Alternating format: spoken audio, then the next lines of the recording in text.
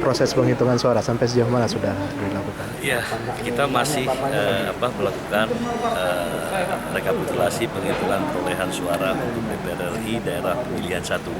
Nah, untuk menuntaskan perolehan suara di daerah pemilihan 1 ini untuk DPR RI, maka kita harus menunggu 5 kabupaten kota yang sampai saat ini belum ada yang belum menyelesaikan rekapitulasinya di tingkat kabupaten kota,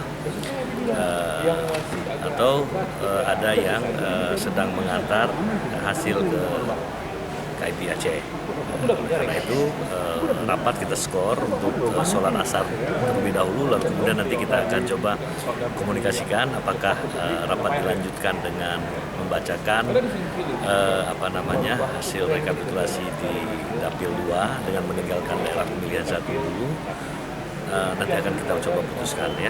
Yang jelas rapat pleno akan kita lanjutkan setelah skor sampai dengan 16.30. Sampai sejauh ini sudah ketahuan berapa persen suara yang masuk?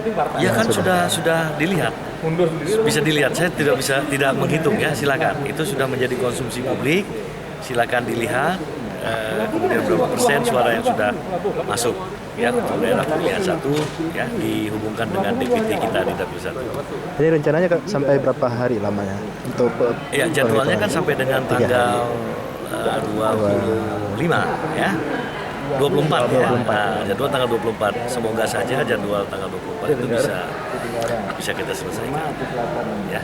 Berarti ada yang 5 daerah itu belum menyelesaikan rekap di. Ya, ada yang belum menyelesaikan rapatnya, rekapitulasinya, rapat plenonya, ada yang masih kita tunggu. Saya ingin agar informasi ini dapat segera dilakukan oleh teman-teman Korda masing-masing. Lalu kemudian nanti dalam rapat pertemuan selanjutnya, rapat pleno selanjutnya kita akan memutuskan apakah ini kita lanjutkan ke daerah pemilihan Aceh 2, Dapil 2, ya, atau kita akan skor rapat ini. Tapi yang jelas kita harus menuntaskan DPR RI terlebih dahulu. Ya, saya kira itu. Terima kasih Pak Ketua.